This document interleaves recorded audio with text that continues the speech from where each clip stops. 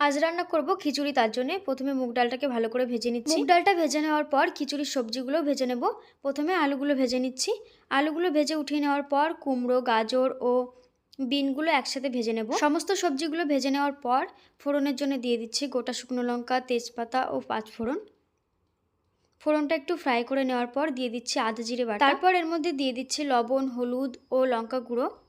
এবার একসাথে সমস্ত কিছু একটু ভালো করে কষিয়ে নেব। সব কিছু একসাথে খুব ভালো করে কষিয়ে নেওয়ার পর দিয়ে দিচ্ছি আগে থেকে ভেজে রাখা মুগ ডাল, সাথে দিয়ে দিচ্ছি গোবিন্দভোগ চাল। ডাল ও চাল দেওয়ার পর এবার দিয়ে দিচ্ছি পরিমাণ মতো জল। পরিমাণ মতো জল দেওয়ার পর ভেজে রাখা সবজিগুলো অ্যাড করে দিচ্ছি, দিয়ে ঢাকা দিয়ে রান্না করে নেব। এরপর দেখুন সমস্ত সবজিগুলো সেদ্ধ হয়ে গেছে, খিচুড়িটাও প্রায় হয়ে এসছে।